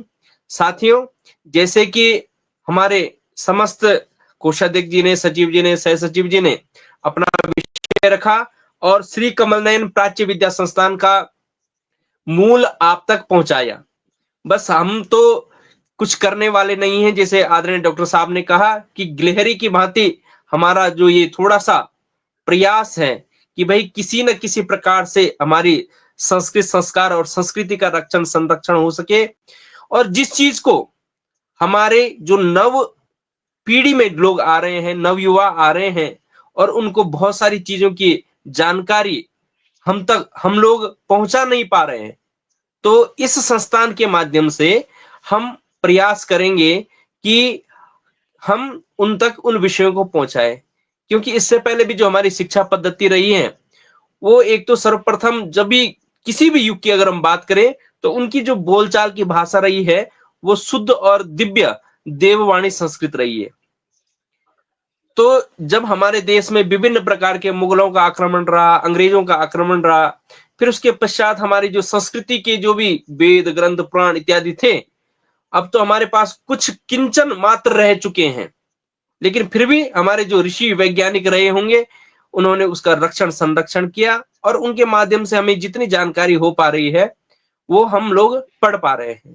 लेकिन भगवान नागराजा श्री कृष्ण की दिव्य स्मृति को प्रणाम करते हुए उनके माध्यम से जो भी हमारे संस्थान के समस्त पदाधिकारी, कार्यकर्ता, सदस्य जो भी शिक्षण के लिए यहाँ पे पहुंचते हैं, वहां उनके मन मस्तिष्क में भगवान जो भरता है उस पे हम कार्य करना प्रारंभ कर रहे हैं। बस मुझे आपसे यही बताना है कि आज तक तो हम केवल ये समझते थे संस्कृत केवल ब्राह्मणों की भाषा है, पूजा पाठ की भाषा है और संस्कृत पढ़ करके एक शिक्षक ही बना जाता है। लेकिन जब मैं स्वयं इस संस्कृत जगत में प्रवेश किया तो तब तो लगा कि बिना संस्कृत के हमारा जीवन ही अधूरा है, चाहे वो किसी भी चीज की पढ़ाई कर रहा है। जैसे कि संपूर्ण विश्व में इस समय 21 जून को योग दिवस मनाया जाता है, तो योग दिवस तो मुझे लगता है कि अच्छा योगाचार्य बिना संस्कृत पढ़े नहीं हो सकता है। योग का जो भी प्रवक्ता हो वो संस्कृत को जानने वाला हो, ऐसा मेरी मन में भाव है कि संस्कृत जो गीता में भगवान कृष्ण ने अर्जुन को सुनाया योगः कर्मसु कौशलम, उस माध्यम से हम योग की क्रियाओं को करें तो कहीं ना कहीं केवल हम लोग इसको इतना न लें कि योग जिसको आज हम लोगों ने योगा बना दिया है वो मूल रूप से योग ही है और हमारे संस्थान में योग के रूप में ही पढ़ाया जाता है और इस सूत्र पर आधारित होकर के उसका शिक्षण कराया जाता है योगः कर्मसु कौशलम। योग के माध्यम से हम अपने कर्म का कौशल किस प्रकार से परमात्मा के चरणों में स्थापित करें, इस योग के माध्यम से। इसलिए योग की अनिवार्यता भी हमें लगती है उस और है भी, बिना संस्कृत के हो नहीं सकती। उसी प्रकार से जो भी आयुर्वेद की शिक्षा है वो भी बिना संस्कृत के हो नहीं सकती। चाहे आप आज तो हम अंग्रेजी की दवाइयां खा रहे हैं या अन्य दवाइयां खा रहे हैं और चिकित्सा का भी अन्य रूप देख रहे हैं, लेकिन जो हमारे आयुर्वेद में शल्य चिकित्सा या विभिन्न प्रकार की चिकित्साएं हैं उसका जो ज्ञान संस्कृत में है वह भी एक अतुलनीय और अभूतपूर्व है। इसलिए हम चाहते हैं कि आयुर्वेद का ज्ञान भी हमें बिना संस्कृत के होना संभव नहीं। हम IAS PCS बच्चों को पढ़ा रहे हैं, लेकिन समाज में परोसा जा रहा है शॉर्ट मैथ के नाम से, लेकिन वह बिना वैदिक गणित के उन 16 संस्कृत के 16 सूत्रों के माध्यम से शॉर्ट मैथ नहीं हो सकती है, जिनको आज हमारे जो भी लोग शॉर्ट मैथ के नाम से पढ़ा रहे हैं, लेकिन वो वैदिक गणित के उन संस्कृत के 16 सूत्रों के माध्यम से शॉर्ट मैथ हो नहीं सकती। इसलिए वैदिक गणित भी हमारे जीवन के लिए बहुत अनिवार्य है। उसी प्रकार से है योग है, कर्मकांड है, संगीत है, विभिन्न विषय हैं, वास्तु है। बहुत सारे हमें पूछते रहे थे कि जी वास्तु का क्या उदाहरण है आपके पास में। हमने बोला वास्तु का कई उदाहरण हमारे पास है, लेकिन सरल उदाहरण मैं आपको बताता हूं। जो 2012-13 में केदारनाथ में आपदा आई, भगवान शंकराचार्य के द्वारा जितने भी मठ मंदिर हैं, और आज भी हम बड़े दावे के साथ कहते हैं, क्योंकि हमने उस विद्या को जान लिया है, सीख लिया है, देख लिया है और जानकारी रखते हैं कि अगर कोई भी भवन, कोई भी मंदिर, कोई भी घर कितना भी कच्चे से कच्चा हो और वास्तु के हिसाब से बना हो, वास्तु के नियमों का अनुपालन करता हो, तो वो कितनी भी बड़ी आपदा आ जाए वहां ध्वस्त नहीं हो सकता। इसका उदाहरण आपने केदारनाथ मंदिर और उसके बाद नेपाल के अंदर पशुपतिनाथ मंदिर देखा होगा कि उसके अगल बगल सब समाप्त कर दिया, लेकिन मंदिर वही है। जबकि उस मंदिर में भी आप कभी कल्पना करो, उसमें सीमेंट की चिनाई नहीं हो सकती, पत्थर पे पत्थर रख करके बने हुए हैं। मतलब उतना अगर हम उसको उस मजबूती के साथ देखें तो उतना मजबूत नहीं है, लेकिन वो वास्तु के हिसाब से बना हुआ, वास्तु के सूत्रों के माध्यम से ये हमारे मठ मंदिर जितने भी धर्म स्थल हैं, दिव्य और प्राचीन हैं, चाहे वो पांडव कालीन ले लीजिए, चाहे वो शंकराचार्य जी के समय का ले लीजिए, वो बड़े दिव्य वास्तु के हिसाब से बने हुए। उसी प्रकार से ज्योतिष की गणना, जैसे डॉक्टर साहब ने बताया कि ज्योतिष तो अपने में एक चक्षु कहा जाता है, ज्योतिष को चक्षु अर्थात नेत्र कहा जाता है। उसकी जो गणना है वो भी बड़ी अभूतपूर्व है। चाहे आप हनुमान चालीसा पढ़ लीजिए, और जब वैज्ञानिकों ने बोला कि सूर्य से पृथ्वी तक की दूरी कितनी है, तो वो हनुमान चालीसा के एक दोहे ने बता दिया कि जुग सहस्त्र जो जन कर भानु, लील्योता ही मधुर फल जानू, है ना। तो इस सूत्र ने केवल वैज्ञानिकों ने रिसर्च किया और अंत में पाया कि जो हनुमान चालीसा में जुग का अर्थ क्या होता है, जुग सहस्त्र जो जन कर भानु, इसका पूरा विश्लेषण किया और उतनी ही दूरी पृथ्वी से लेकर के और सूर्य तक की निकली। तो ऐसे कई विषय हैं। ये तो हमने आपको विषय के विषय में बताया, लेकिन जैसे हमारे डॉक्टर साहब सतीश जी ने बताया कि हमारी जो प्राच्य विद्याएं हैं, प्राच्य विद्याएं केवल आप ये मत समझ लीजिए कि कुछ पुरानी विद्याएं, ऐसी विद्याएं जिसके माध्यम से हम आज जो विद्यार्थी भी हैं, ये बड़े भी हैं, बहुत सारे तो जॉब कर रहे हैं और डिप्रेशन के शिकार हैं। हम कहते हैं कि अगर आपके अंदर डिप्रेशन है तो हमारे इस दिव्य संस्थान के शिविरों में आइए। अगर डिप्रेशन खत्म ना हो तो हम खुद ही स्वयं संस्कृत पढ़ाना बंद कर देंगे। भगवान नागराजा की इतनी प्रेरणा है, कई हमारे इन शिविरों में डिप्रेशन के भी लोग आते हैं। वो बोलते हैं आचार्य जी हम 7 दिन में तो एकदम स्वस्थ हो गए, यहाँ तो हमें कोई चिंता ही नहीं होती है। तो मुझे लगता है कि ये संस्कृत माता की कृपा और भगवान स्वयं नागराजा की कृपा है जो उनको स्वस्थ करके यहाँ से बिना औषधि के भेज देती, क्योंकि यहाँ की शुद्धता, पवित्रता वो बड़ी दिव्य है और यहाँ की जो हवा है वो भी बड़ी पवित्र है। तो इसलिए आप सभी लोग इस कार्य में जुटे। जैसे डॉक्टर साहब ने भी बताया कि हम एक ऐसे संस्थान की स्थापना कर रहे हैं। साथियों, मैं आपको उसका नक्शा बताना चाहता हूं जो डॉक्टर साहब ने अपने आवाज साहित्यिक सांस्कृतिक संस्था का जो पेज है, आज जो हमारा पोस्टर बना हुआ है जिसपे हम सभी बंधुओं का चित्र जिसमें है, तो उसके ऊपर आपको जो भवन दिखाई दे रहा है वही 6 मंजिला भवन हमारे श्री कमल नयन प्राच्य विद्या संस्थान का नक्शा बन करके तैयार है। उसमें हर विषयों का, विभिन्न विषयों का प्रत्येक, जैसे एक वास्तु के हिसाब से भवन बनना चाहिए, हर चीज का ध्यान रखते हुए उस भवन का निर्माण किया गया। और मुझे बड़ा हर्ष होता है कि उत्तराखंड के ऐसे दिव्य आर्किटेक्ट आदरणीय केसी कुडियाल जी ने इसका निर्माण किया है, जिनको हमारे उत्तराखंड की भी भूमि की भी जानकारी है। और ऐसे दिव्य भवन में अपना, मतलब जब हम उनसे पूछते थे तो बोलते थे कि आचार्य जी बस अगले सोमवार मंगलवार तक हो जाएगा। तो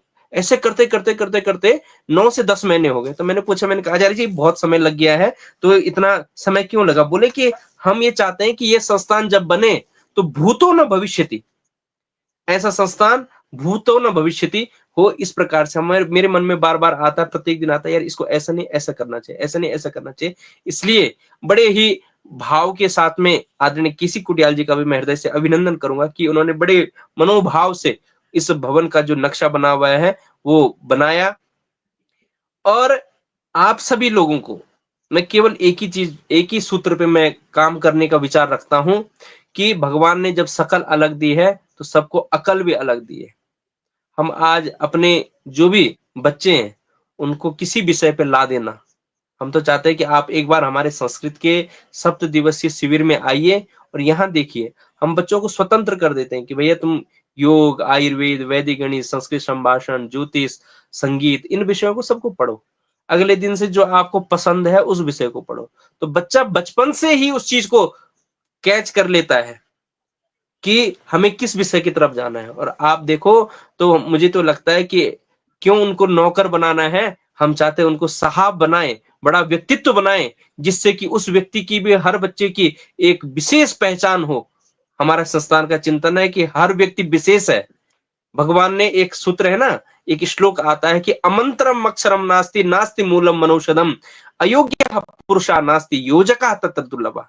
हम योजना करने वाले बने। हर अभिभावक को मैं आग्रह करता हूं, हर श्रोता को मैं आग्रह करता हूं कि हम लोग योजना करने वाले बने, कि जो बच्चे हमारे पास, हमारे बच्चे हैं, हमारे पड़ोसी के, हमारे रिश्तेदार भाई बंधुओं के बच्चे हैं, उन पे हम विषयों को ला देना, उसको देखे कि वो किस विषय की तरफ जाता है, बस उसको उस विषय का आप प्रशिक्षण दीजिए। आप स्वयं वो बिना पीएचडी का डॉक्टर बन जाएगा। मुझे तो लगता है कि बिना पीएचडी का डॉक्टर बन जाएगा, क्योंकि वो उस संस्कृति से जुड़ जाएगा, हमारी भारतीय परंपराओं से जुड़ जाएगा, कुछ नया करने का शोध आएगा जब वो अपने मन की इच्छा के विषयों पर काम करेगा, शोध करेगा। तो इसलिए मेरा आग्रह है कि किसी के ऊपर भी किसी भी विषय को लादना नहीं चाहिए, उसके अनुरूप उस कार्य को होना चाहिए। हमारा जो संस्थान का ध्येय है, और ध्येय गीत के माध्यम से मैं अपने संस्थान का आपको ध्येय बताना चाहता हूं, सभी समस्त बंधुओं से मैं आग्रह और निवेदन करता हूं। ये सुरम्य पावन पुनीत जप तप का ये संस्थान है, जिसको उत्तर द्वारिका कहते, ऐसा उत्तम धाम है। प्रभु कृष्ण ही शेषनाग के रूप में यहाँ विराजे हैं, पंचम धाम है बड़ा निराला, भक्त मंडली साजे हैं। योग ध्यान ऋषि मुनियों का तपो भूमि महान है, ऐसा श्रेष्ठ ये ज्ञान रूप श्री कमल नयन संस्थान है। प्राच्य काल से भारत की गौरव गाथा बतलाता है, आर्य सभ्य संस्कृति का ये उन्नत परचम फहराता है। योग प्रशिक्षण कर्म कांड संगीत ज्ञान की धारा है, जिससे प्लावित होकर जन ज्ञानामृत को पाता है। संस्कृत है व्यवहार की भाषा, ये उद्घोष महान है, इन सब का संरक्षण करता श्री कमल नयन संस्थान है। गीता ज्योतिष आयुर्वेद का नित्य प्रति गुणगान है, संस्कृति सभ्यता परंपरा का होता यहाँ आह्वान है। वास्तुशास्त्र वैदिक गणित के सूत्रों का विस्तार है, संस्कारों की धरती यहाँ पर होता मंत्रोच्चार है। शेषनाग की ध्वजा का वाहक अपना ये संस्थान है, भारतीय संस्कृति का पोषक श्री कमल नयन संस्थान है, श्री कमल नयन संस्थान है। हमारे संस्थान का ये मुख्य ध्येय है कि हर व्यक्ति के अंदर संस्कृत संस्कार, संस्कृति की वह दीप प्रज्वलित होता रहे, जिसके माध्यम से हम सब लोग उससे सदैव अच्छे आचरण, अच्छे प्रकाश में बने रहें। ऐसा संस्थान का मूलभूत कार्य है। ये आप सब लोगों ने, सभी वक्ताओं के माध्यम से आपने समझ लिया होगा। एक बार पुनः इन सभी वक्ताओं की बात को सिर माथे पर रखते हुए और पुनः आप समस्त श्रोतागणों से आग्रह और निवेदन करता हूं कि बूंद बूंद से सागर भरता है। इसलिए मेरा आग्रह है कि जो श्री कमल नयन प्राच्य विद्या संस्थान है, उसका ये भवन का एक चित्र है आपके सामने, वैसे उसके माध्यम से भी है, और लेकिन मैं आपको इसके माध्यम से बताना चाहता हूं। ये श्री कमल नयन प्राच्य विद्या संस्थान के भवन का 6 मंजिला ये इमारत बनने वाली है। ऐसा संस्थान जिसके माध्यम से यहाँ पर हर व्यक्ति आ सकता है। जैसे डॉक्टर साहब ने भी कहा कि कोई भी अपने पितरों के नाम से, अपने माता के नाम से, पिता के नाम से, भाई के नाम से यहाँ पे भवन निर्माण करा सकता है, मतलब कक्ष निर्माण करा सकते हैं। इस प्रकार से आप सभी लोगों से मेरा विनम्रता पूर्वक आग्रह है कि चाहे सामग्री के माध्यम से हो, चाहे धन के माध्यम से हो, संस्कृत जो हमारा ये प्राच्य विद्या संस्थान है, इसके अकाउंट पर अपना सहयोग भेज करके संस्थान के भवन का जो कार्य है इस बार हम तुरंत, और एक बार मैं आप सभी का मैं आग्रह करता हूं डॉक्टर साहब, इस आवाज साहित्यिक सांस्कृतिक संस्था के पेज के माध्यम से, कि भगवान सेम नागराजा का इस बार हर एक वर्ष छोड़ के तीसरे साल मेला लगता है 11 गते मंगसीर। इस वर्ष भी यह मेला 25 और 26 नवंबर को आ रहा है। तो मैं समस्त श्रोताओं से आग्रह और निवेदन करता हूं कि आप सभी लोगों का मैं आह्वान करता हूं कि भगवान शेम नागराजा के इस दिव्य स्थान पर इस मेले में आकर के भगवान शेम नागराजा की दिव्य डोली का, दिव्य छतर का, दिव्य ढोल का और दिव्य मंदिर में जो साक्षात शिला के रूप में विराजमान श्री कृष्ण बलराम हैं, उनके दिव्य दर्शन के लिए मैं आह्वान करता हूं। संस्थान आप सब लोगों के रहने की व्यवस्था करेगा। केवल आप संस्थान के 8929024888 पर फोन करके आप संपर्क कर सकते हैं और सहयोग भी कर सकते हैं। तो इसलिए इस नंबर को मैं एक बार पुनः आपके मध्य में रखता हूं, 8929024888। इस नंबर पर आप संपर्क करके संस्थान को सहयोग भी करें। और इस बार मेले में आप सभी लोगों का मैं आह्वान करता हूं कि एक बार आप आइए तो सही हमारे उत्तराखंड की इस दिव्य 5वें धाम भगवान शेम नागराजा के धाम में। आप एक बार आएंगे तो भगवान नागराजा आपको बारंबार बुलाएगा। इसलिए मैं चाहता हूं आप सब लोग आइए और संस्थान के इस भवन निर्माण में भी अपना सहयोग कीजिए और अपने अंतर मन और बाह्य मन दोनों को पवित्र करके संस्कृत के संस्कारों के इस दिव्य यज्ञ में अपनी आहुति को स्थापित करेंगे। ऐसा मेरा आप सभी से आग्रह और निवेदन। और अन्य सभी चर्चाएं आपके मध्य में आई गई, तो इसलिए मैं बहुत बहुत हृदय से सभी का है अभिनंदन, वंदन और भगवान शेम नागराजा की धूली भरी चंदन को आपके माथे पर स्थापित करते हुए, चरणों में प्रणाम करते हुए अपनी वाणी को यहीं विराम देता हूं। नमो नमः। बहुत बहुत धन्यवाद। ये थे हमारे संस्थान के अध्यक्ष और संस्थापक आदरणीय आचार्य वासुदेव चमोली जी। चमोली जी ने अपनी मनोभावनाएं आप तक व्यक्त की हैं। जितने भी दर्शक देख रहे हैं, देश से विदेश प्रदेशों से कई सारे असंख्य लोग हमारे साथ जुड़े हुए हैं। हृदय तल से मैं सबका अभिनंदन करता हूँ, आभार व्यक्त करता हूँ और आप सबसे निवेदन करता हूँ कि संस्थान के उत्थान के लिए ये देवत्व का भाव लेकर के ये देव चर्चा हुई है। संस्थान किसी व्यक्ति विशेष का नहीं है, बल्कि ये तो मात्र एक प्रतिनिधि के रूप में है, एक निमित्त मात्र के रूप में कि कोई ना कोई प्रतिनिधि ऐसा चाहिए जो इन कामों को कर सके। मदन मोहन मालवीय जी ने इतना बड़ा हिंदू विश्वविद्यालय की स्थापना बनारस के अंदर की, लेकिन आज भी उनके नाम को सर्वोच्च निधि के रूप में जाना जाता है। यहाँ तक कि मदन मोहन जी ने सारे घरों घरों जाकर के, जने जने, गृह गृह जाकर के ये संदेश दिया कि शिक्षा के इस पावन पवित्र मंदिर को अगर स्थापित करना है तो इसमें सबका योगदान चाहिए। और वही दीर्घा है जहां 10 रुपए का भी एक व्यक्ति ऐसा है उस समय का जिसने 10 रुपए दे करके भी उस प्रतिष्ठान की सूची में अपना नाम शामिल किया, जहां लाखों रुपया देने वाले का नाम भी शामिल था। आप सभी से निवेदन यही रहेगा कि संस्थान के उत्थान के लिए आप लोग जरूर काम करेंगे।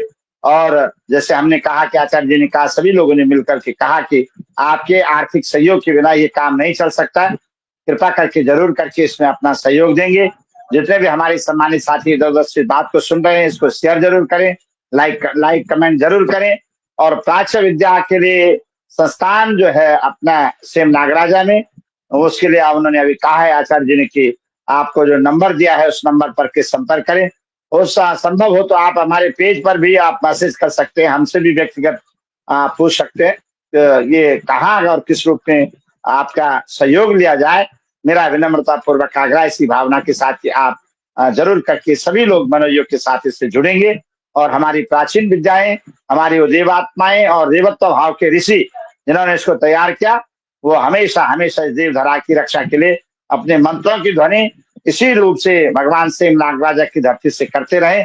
इस पवित्र भावना के साथ में एक बार फिर से आप सभी देवतुल्य दर्शकों का आभार व्यक्त करता हूँ जिन्होंने असंख्य लोगों ने हमारे इस कार्यक्रम को सुना, देखा और जाना और अपनी प्रशंसा भी लिखी है। काफी सारे बहुत अच्छे कमेंट आप लिख रहे हैं लगातार। मैं तहे दिल से आप सभी का अभिनंदन करता हूँ। और आदरणीय हमारे पूज्य गुरुदेव, क्योंकि अनंतानंद गिरी जी महाराज का प्रवचन होना था, उनका उद्बोधन होना था, वो नहीं जुड़ पाए।